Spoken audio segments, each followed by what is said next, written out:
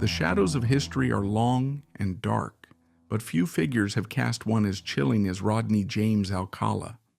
A predator in disguise, he moved unnoticed through the world, a charming photographer with an unsettling smile. A man who seemed ordinary but carried death in his wake. Behind his lens, behind his eyes, lurked a monster. Born Rodrigo Jacques Alcala on August 23, 1943, in San Antonio, Texas, he was abandoned by his father as a child and moved with his mother to Los Angeles. He excelled in school, an intelligent and popular young man, but something festered beneath the surface. At 17, he joined the United States Army, but was discharged 3 years later after being diagnosed with antisocial personality disorder. A psychiatrist would later describe him as possessing malignant narcissism, an unsettling mix of charm, intelligence, and complete lack of empathy. By the late 1960s, his crimes had begun. On September 25, 1968, a motorist saw Alcala luring an 8-year-old girl named Tali Shapiro into his apartment. Sensing something was wrong, the man called the police. Officers arrived to a gruesome scene. Shapiro lay on the floor, battered and barely alive. Blood pooled beneath her small frame, the steel bar he had used to bludgeon her still lying nearby. But Alcala was gone. He had vanished into the shadows, leaving only horror behind. With an arrest warrant hanging over him, Alcala fled to the East Coast and enrolled at New York University under the alias John Berger. There, he studied under Roman Polanski, the acclaimed filmmaker, an irony too dark to ignore. He blended in seamlessly, a man hiding in plain sight. In June 1971, he struck again. 23-year-old flight attendant Cornelia Crilly was found raped and strangled in her Manhattan apartment. A pair of nylon stockings twisted around her throat. The case went cold for decades. In Los Angeles, he resumed his depraved spree, moving through the city unnoticed, his camera a tool of manipulation.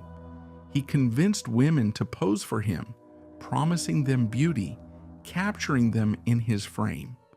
But many of those images became the last records of their lives. He was a hunter, and his prey never saw him coming. The true horror of Alcala's sadism lay in his cruelty. He did not simply kill, he played with his victims, torturing them in ways that made even hardened investigators shudder. He strangled them until they lost consciousness, then revived them, only to repeat the process again and again. He drew out their suffering, prolonging the inevitable, savoring their fear. Then came 1978, the year his name would become infamous for a different reason. That year, he auditioned for The Dating Game, a popular television show where contestants vied for a date with an eligible bachelorette. Under the bright studio lights, dressed in a beige suit, Alcala was introduced to the audience as a successful photographer who liked skydiving and motorcycling. He laughed, flirted, and charmed the audience, his mask of normalcy firmly in place. He won the contest, but something about him felt wrong. The bachelorette, Cheryl Bradshaw, later recalled getting an eerie feeling, a deep unease that made her cancel the date. He was creepy, she said. She had unknowingly escaped a serial killer.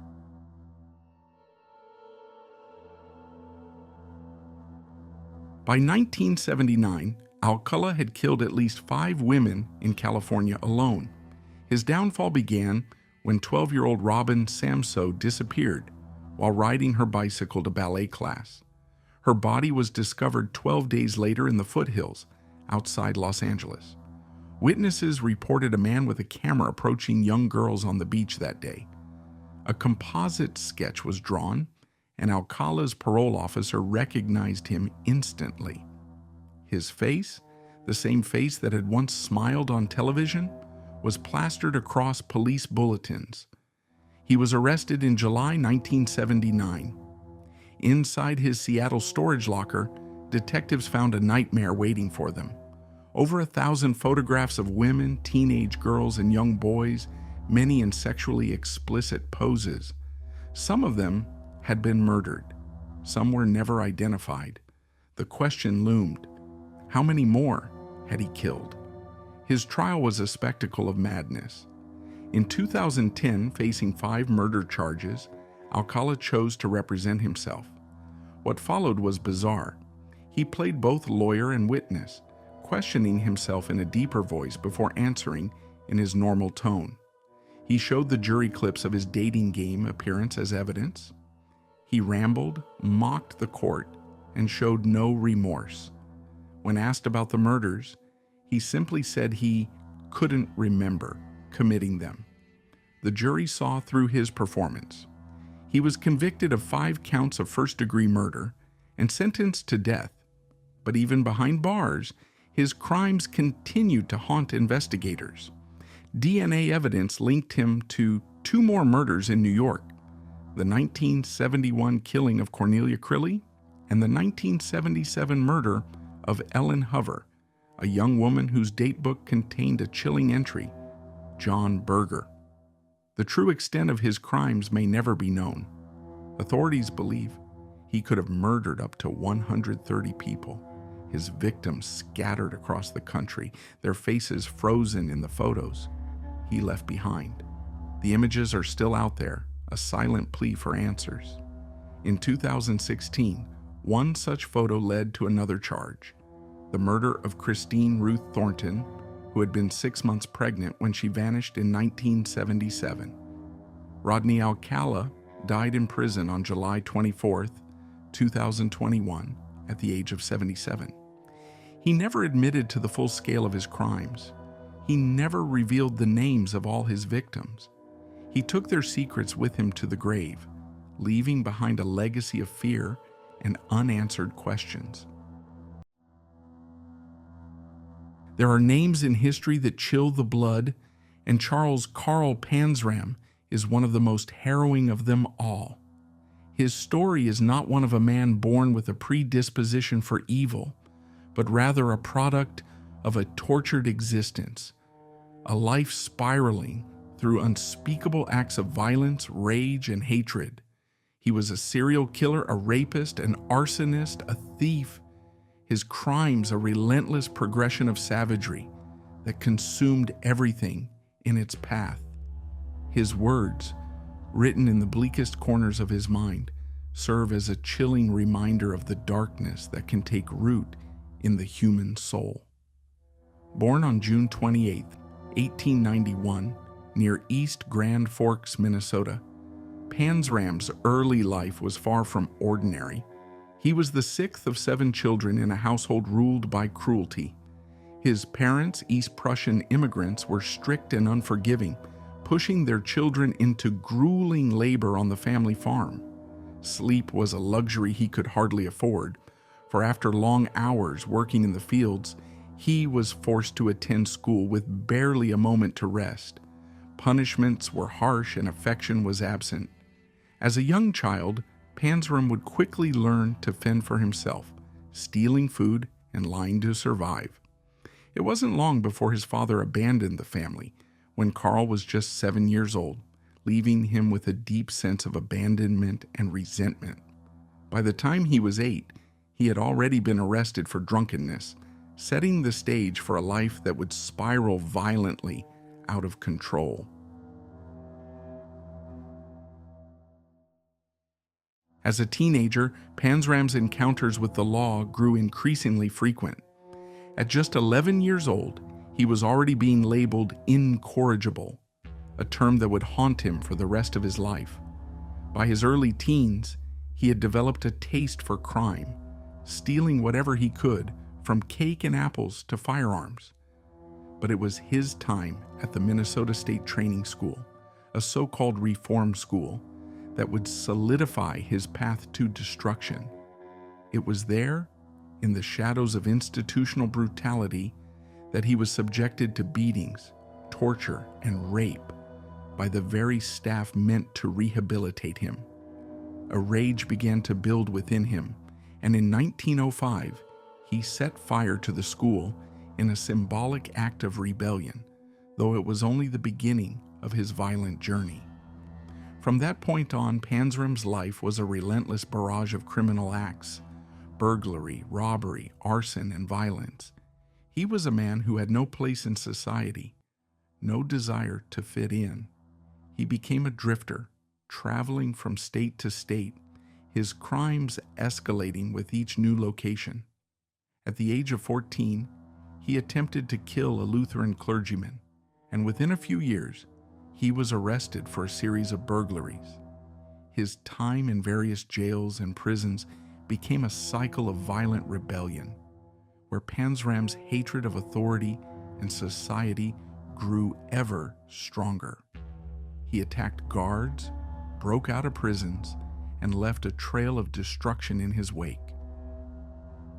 By 1911, Panzram had grown increasingly vicious, a man hardened by his experiences. It was during this time that he began his most chilling crimes. Using various aliases, he murdered with cold precision. His killings, many of them carried out with firearms, seemed almost random, a reflection of the deep chaos within his mind. But they were not without pattern. Panzram's murders were often accompanied by brutal acts of sexual violence. He would lure men onto his boat, get them drunk, and then take their lives. The bodies of these men were often discarded into the sea, their identities erased by the waves.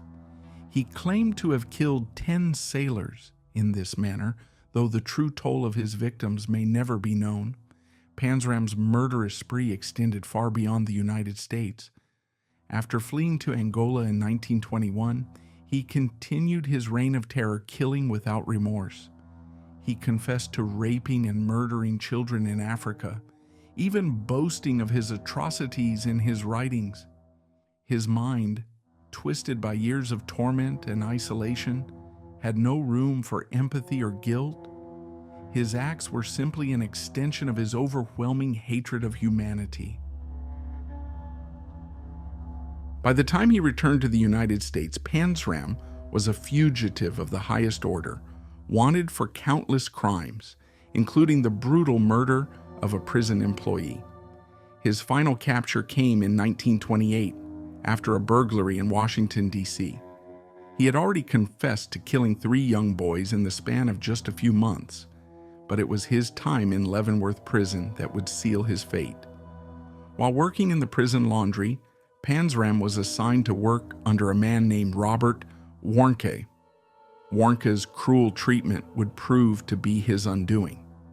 On June 20th, 1929, Panzram brutally murdered Warnke with an iron bar, an act that would lead to his conviction and eventual execution. The final years of Panzram's life were spent behind bars, where he became notorious not only for his crimes, but for his chilling, nihilistic philosophy. A man completely devoid of remorse, he wrote at length about his life of crime, stating, "I have no conscience, so that does not worry me." He saw himself as a man beyond redemption, a creature forged in the flames of abuse and hatred. He mocked those who tried to intervene on his behalf, writing with venom, "The only thanks you and your kind will ever get from me for your efforts on my behalf is that I wish you all had one neck and that I had my hands on it." On September 5th, 1930, Panzram was executed by hanging. As the noose was placed around his neck, he spat in the face of the executioner, his final act of defiance. When asked if he had any last words, Panzram's response was chillingly blunt. "Yes. Hurry it up, you Hoosier bastard. I could kill a dozen men while you're screwing around." The legacy of Panzram is not one of redemption, but a stark reminder of the darkness that can lurk within the human soul. And in his wake, there remains a question. How many others like him, hiding in the shadows, are still out there, waiting for the world to break them, just as it broke him?